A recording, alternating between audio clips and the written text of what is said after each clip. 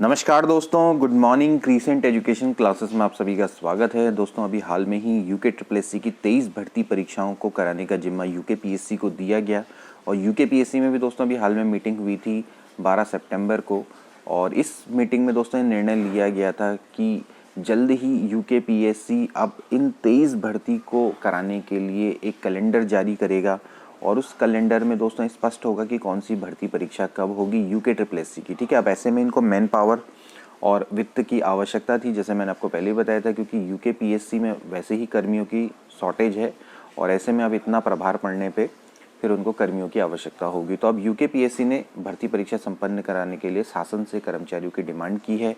इसके अलावा दोस्तों एलटी कोर्ट केस को लेकर क्या अपडेट है, आज दोस्तों महत्वपूर्ण सुनवाई हो सकती है, इसके बारे में आज डिस्कस करेंगे। और सीधी भर्ती के लिए पहले नियमावली में हो बदलाव, किसकी बात करें, तो चलिए आगे डिस्कस करेंगे वीडियो में। तो चलिए शुरू करते हैं।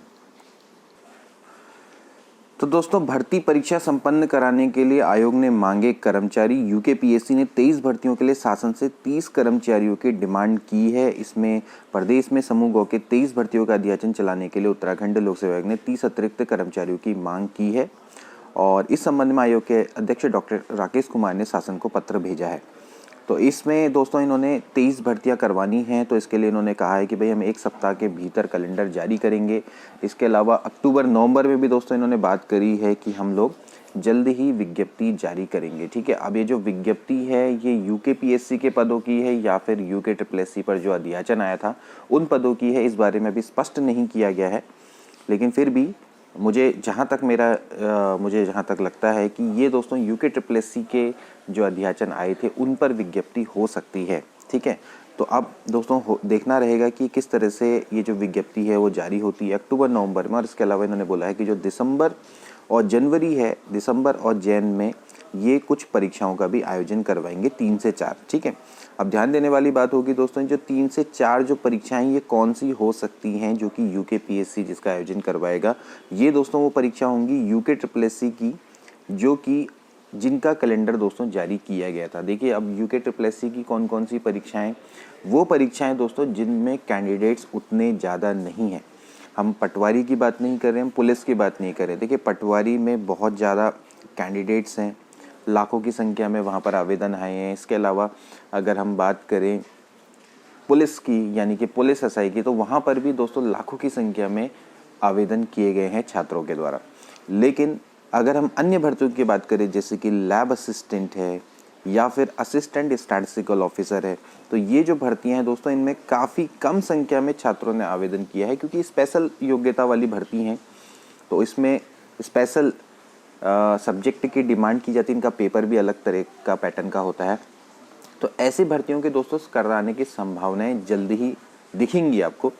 तो ऐसा हो सकता है कि जिन्होंने भी इस टाइप के फॉर्म भरे हैं, लाइक गन्ना पर्यवेक्षक है या फिर कुछ अन्य टाइप के जो फॉर्म हैं जिनमें स्पेशल एजुकेशन मांगी गई है और जिनमें अभ्यर्थियों की संख्या कम है, तो उनको दोस्तों कराने की मतलब कि उनको कराने की बात हो सकती है यूके पीएससी में और मे भी उनका एग्ज़ाम आपको दिसंबर में देखने को मिल जाए। ठीक है, दिसंबर जनवरी में देखने को मिल जाए। तो जितने भी स्पेशल सब्जेक्ट्स की तैयारी करने वाले स्टूडेंट्स हैं तो वो लोग अपने एग्ज़ाम की अच्छी तरह से प्रिपरेशन कर ले। ठीक है, तो यहाँ पर देख लीजिए कि आयोग ने सहायक समीक्षा अधिकारी और सहायक समीक्षा अधिकारी के कुल मिला के 15 दोस्तों यहाँ पर पद इस समय पर रिक्त है। ठीक है, तो यहाँ पर साफ साफ है। तो इनका ये मानना है कि अगर रिटायर कर्मचारियों को लाया जाए जो कि काबिल हैं तो उनको रखे, उन पदों के सापेक्ष ऐसे लोगों को रखा जाए, प्रतिनियुक्ति पे रखा जाएगा कुछ समय के लिए। तो 30 कर्मचारियों की मांग की गई है। तो आयोग का तर्क है कि इस काम के लिए कुछ रिटायर्ड और जो काबिल कर्मचारी हैं उनको रखा जाए। ठीक है, तो शासन से अनुमति मिलने के बाद आयोग इन पदों के सापेक्ष लोगों को रखेगा। ठीक है, तो ये दोस्तों इस समय पर इंपॉर्टेंट न्यूज़ है और इसके अलावा सप्ताह भर में आयोग कैलेंडर जारी करने की तैयारी कर रहा है। तो देखना रहेगा कि जो कैलेंडर जारी होगा उसमें भी आपकी आधी तस्वीरें साफ हो जाएंगी, भाई कौन सी भर्ती कौन सा एग्ज़ाम दोस्तों कब होने वाला है। इसके बाद दोस्तों बात करेंगे सीधी भर्ती के लिए पहले नियमावली में हो बदलाव। देखिए यहाँ पर बात चल रही है भैया, जो प्रिंसिपल की सीधी भर्ती की बात चल रही है अब जब से प्रिंसिपल के जो 50% है वहाँ पर सीधी भर्ती की बात चल रही है, तब से दोस्तों जो एलटी कैडर है और जो प्रवक्ता कैडर है इनमें तनाव हो गया है, क्योंकि भाई ये प्रवक्ता कैडर को तो यहाँ मौका दिया जा रहा है, इसके अलावा हेड मास्टर्स को तो मौका दिया जा रहा है, लेकिन एलटी कैडर को यहाँ पर मौका नहीं दिया जा रहा है। तो यहाँ पर देखिए, प्रदेश के इंटरमीडिएट कॉलेजों में प्रधानाचार्य के 50% पदों को विभागीय सीधी भर्ती से भरने के कैबिनेट फैसले पर एसोसिएशन ने शिक्षा सचिव को पत्र लिखा है और इनका कहना है कि शैक्षिक सेवा नियमावली 2006 में बदलाव के बिना सीधी भर्ती प्रक्रिया विधिक रूप से ठीक नहीं है। और एसोसिएशन ने कहा है कि भाई शिक्षा सेवा नियमावली में बदलाव करते हुए प्रधानाध्यापक के पद पर मौलिक सेवा को 5 साल से घटाकर अधिकतम 2 वर्ष किया जाए। मतलब ये कहना चाह रहे हैं कि जो हेड मास्टर है वो 5 साल में प्रिंसिपल बनते थे, उनको 2 साल में प्रिंसिपल बनाया जाए, ठीक है, ताकि प्रधानाध्यापक को पदोन्नति का लाभ मिल सके, ठीक है। तो अब प्रधानाध्यापक भी कह रहे हैं कि कम से कम 2 साल में, क्योंकि इनको भी कहीं ना कहीं अब थोड़ा सा वो हो गया है, इनसिक्योरिटी हो गई, क्योंकि अब सीधी भर्ती होगी तो अब जो नीचे वाले जो प्रवक्ता है कहीं वो ऊपर ना आ जाए, क्योंकि सीधे पहले था कि भैया 2011 का जो शासनादेश है इसमें साफ था कि जो प्रधानाध्यापक से प्रधानाचार्य के जो पद होंगे वो 100% प्रमोशन से भरे जाएंगे, मतलब प्रधानाध्यापक ही प्रधानाचार्य बनेंगे। तो इस तरह से इनका ये अब तर्क इन्होंने यहाँ पर लिखा है, ठीक है। तो प्रधानाचार्य की सीधी भर्ती में प्रधानाध्यापकों को 50% कोटा तय करते हुए आयु सीमा 55 वर्ष तक की जाए। अब ये भी कह रहे हैं कि भाई कम से कम आप प्रधानाचार्य की सीधी भर्ती है तो उसमें भी आप क्या करो, 50% कोटा प्रधानाध्यापकों की यानी कि हेड मास्टर का तय करो और 55 वर्ष तक की आयु सीमा को तय किया जाए इसमें। अब दोस्तों हम बात करेंगे भाई एलटी कोर्ट केस को लेकर। अब एलटी कोर्ट केस को लेकर दोस्तों जो महत्वपूर्ण अपडेट है वो दोस्तों ये आज की है। आज दोस्तों यहाँ पर आप देखिए जो डेट है 14 सितंबर 2022, यानी कि आज दोस्तों महत्वपूर्ण सुनवाई होने वाली है, ठीक है।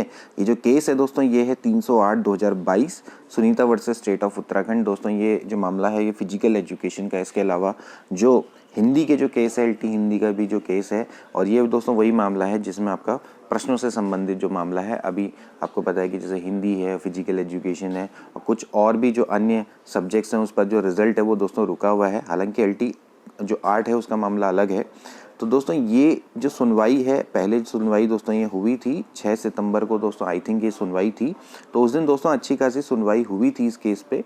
और इस केस में मैं आपको बताऊं तो इन्होंने जो हाईकोर्ट है, हाईकोर्ट ने UKSSSB से डिमांड की थी कि वो जिस बुक के आधार पर आपने प्रश्नों के उत्तर को चेंज किया उस बुक को आप लेकर आएँ, उस सबूत को आप लेकर आएँ। तो आयोग के द्वारा उसको कोर्ट में जमा भी कर दिया गया था, ठीक है, लेकिन उस पैकेज को शायद उन्होंने खोला नहीं।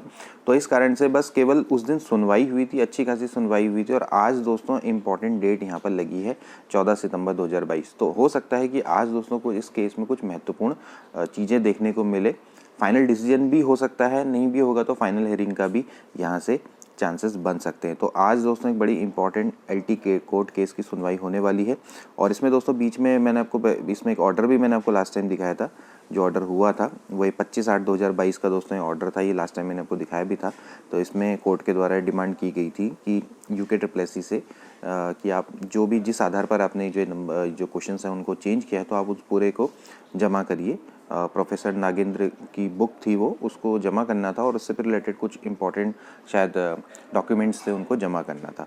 तो अब फिलहाल आज दोस्तों देखते हैं कि इस कोर्ट केस में क्या होता है और फिर उसके बाद आपको अपडेट देंगे। तो मिलते हैं अगली वीडियो में।